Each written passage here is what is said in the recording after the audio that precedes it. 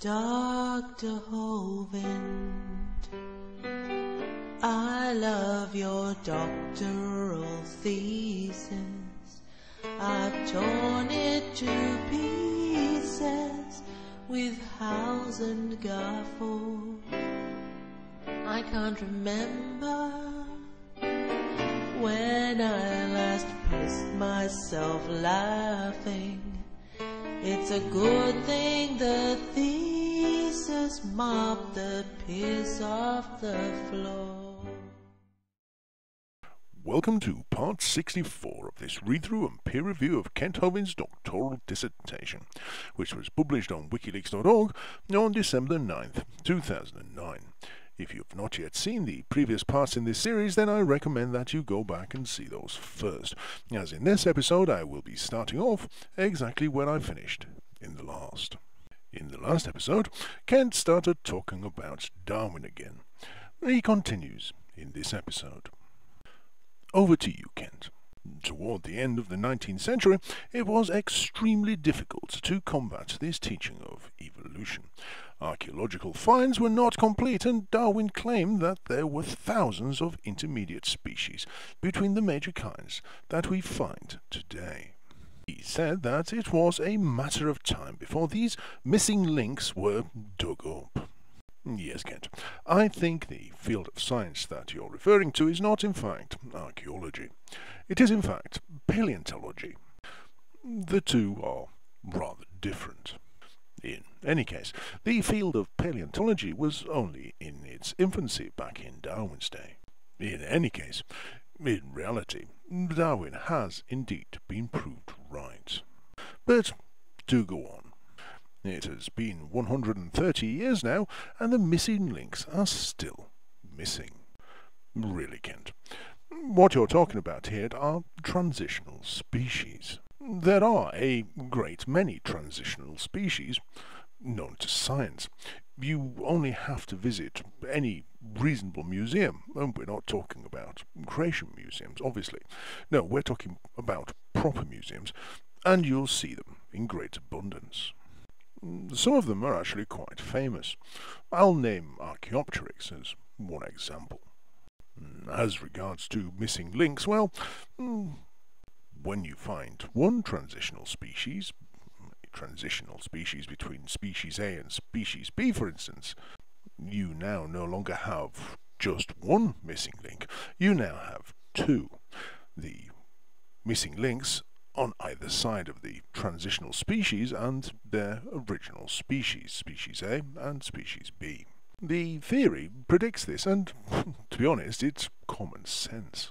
But anyway, I believe that the Earth is young, and Darwin's theory is not only unscientific, it is absolutely stupid. Yes, Kent, and we all long since stopped taking any notice of the crap that you believe. But anyway, to believe that all of this complicated life in this complicated universe came about just by the random shaking of molecules demands an awful lot more faith than I have. Not really, Kent. It just demands an awful lot more intelligence. But carry on. I believe that the Earth was created in 6 literal days, not eons or epochs of time like the Living Bible says in the notes given in Genesis 1. It says that each day was a period of time. There is no evidence of that, and Ken Taylor needs to re-examine the evidence for that. Yes, Ken, I believe that he does. I also believe that if he re-examined the evidence properly and came to the correct conclusions, then you would have a book that resembles a modern biology or geology textbook rather than a Bible. I mean, we are talking about removing all the erroneous bullshit in there, aren't we, Kent? But then again, those are just my thoughts. I believe that the current teaching of evolution that is going on in our public schools and public universities has spawned a great number of social evils. Really, Kent? I bet you're going to bring up communism or some other bullshit like that, aren't you? Oh, yes, you are. For instance, communism is a direct offshoot of evolution. I was wondering when you was going to bring that up again. We haven't had it for the last few pages. Do carry on. If a frog turns into a prince instantaneously, we call that a miracle or a fairy tale. Yes, Kent, because it is. There isn't a scientific mechanism by which a frog could instantaneously turn into a prince. But if that frog turns into a prince very slowly, taking 300 or 400 million years to make the transition, we will teach that in our universities as scientific fact. Actually, Kent, we won't. What we actually do teach is that the common ancestor of both the prince and the frog will eventually evolve into the prince, and conversely into the frog. But once again, there is no evolutionary, no scientific mechanism for turning the frog into a prince. It must be costing you a fortune in straw to keep coming up with all these straw men. Anyway, let me give you just a few evidences that the Earth is young. What? Again, Kent? Isn't that what you've been doing for the last few pages? Isn't that exactly what you said several pages ago? But we'll let you carry on.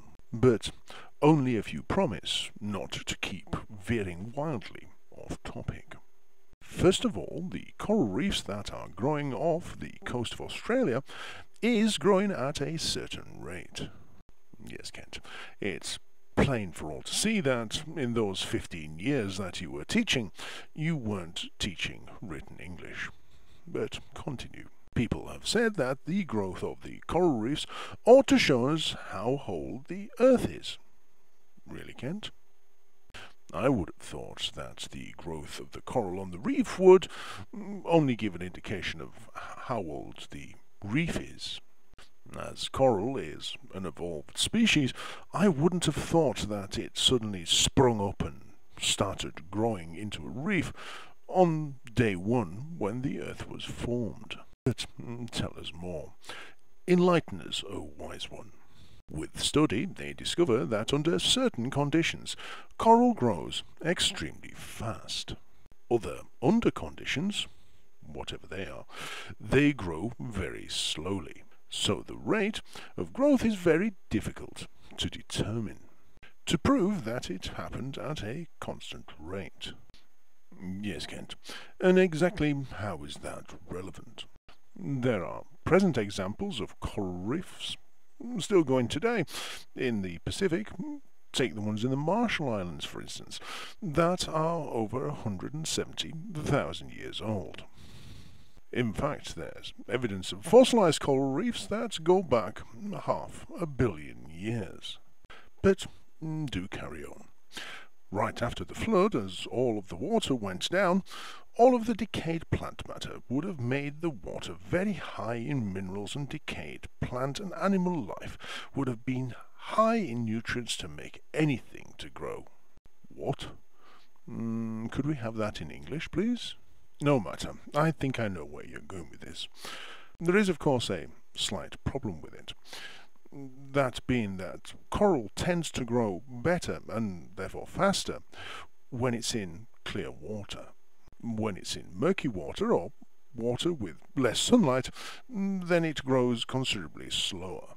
So if the water surrounding the coral was full of all sorts of various detritus, it would have been growing very slow indeed. Furthermore, why does there not appear to be any evidence of any sedimentation of this detritus being left behind on the reef?